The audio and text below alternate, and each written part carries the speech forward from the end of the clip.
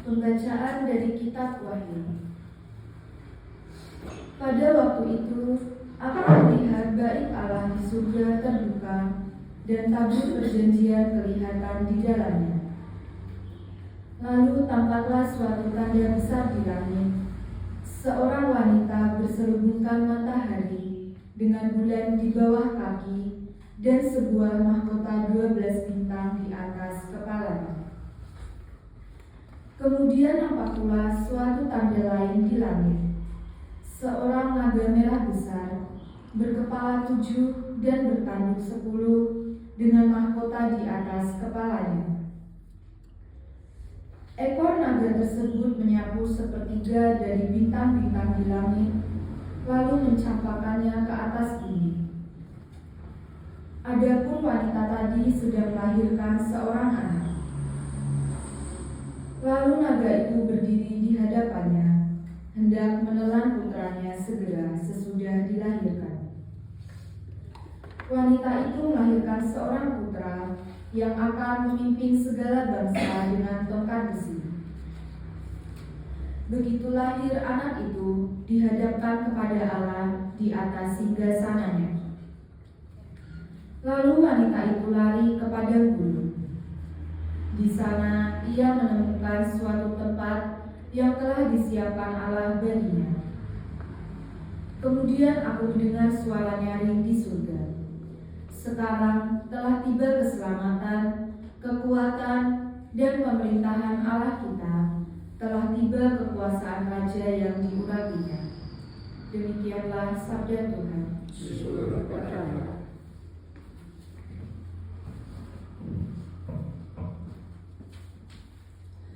Bagi aku terikat pada Yahweh, harapanku pada Allah Tuhanku. Bagi aku terikat pada Yahweh, harapanku pada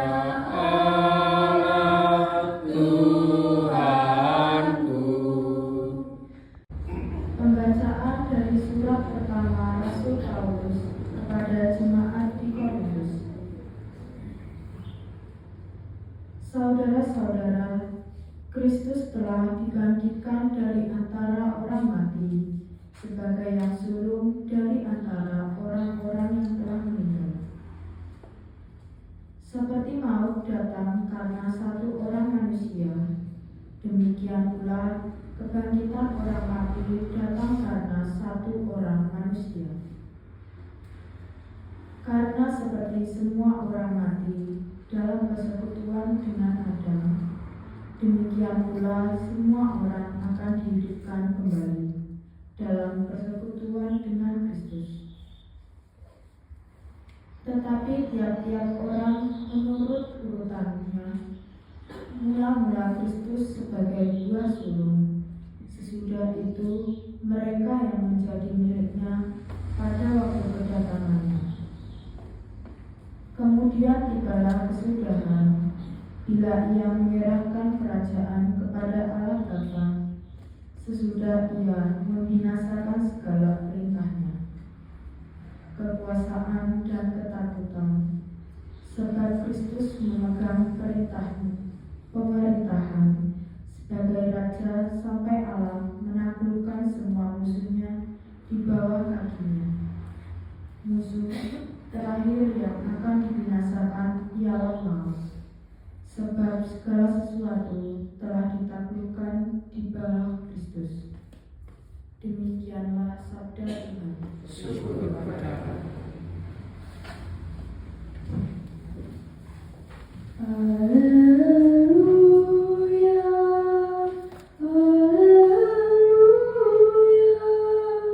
haleluya.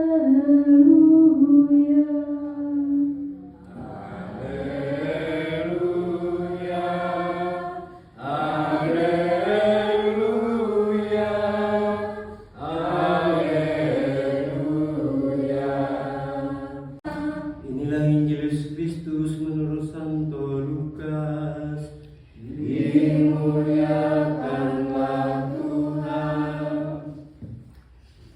Beberapa waktu sesudah kedatangan malaikat Gabriel, bergegaslah Maria ke pegunungan menuju sebuah kota di wilayah Yuda.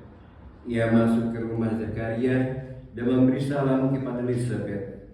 Ketika Elizabeth mendengarkan salam Maria, meloncatlah anak yang di dalam rahimnya, dan Elizabeth pun penuh dengan Roh Kudus. Lalu berseru dengan suara nyaring, "Diberkatilah engkau di antara semua wanita, dan berkatilah buah rahimmu. Siapakah aku ini, sampai ibu Tuhanku datang mengunjungi aku? Sebab sesungguhnya ketika salammu sampai kepada telingaku, anak yang di dalam rahimku meloncat kegirangan. Sungguh berbahagialah dia yang telah percaya, sebab firman Tuhan yang dikatakan kepadanya akan terlaksana."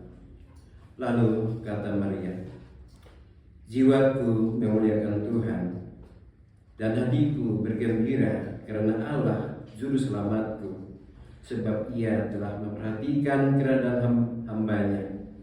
Sesungguhnya mulai sekarang segala keturunan akan menyebut aku berbahagia, karena Yang Maha Kuasa telah melakukan perbuatan-perbuatan besar kepadaku, dan namanya adalah Kudus. Rahmatnya turun-temurun atas orang yang takut akan Dia. Ia memperlihatkan kuasanya dengan perbuatan tangannya dan mencerai-beraikan orang-orang yang congkak hatinya. Ia menurunkan orang-orang yang berkuasa dari tahtanya dan meninggikan orang-orang yang rendah. Ia melimpahkan segala yang baik kepada orang yang lapar, dan menyuruh orang yang kaya pergi dengan tangan hampa.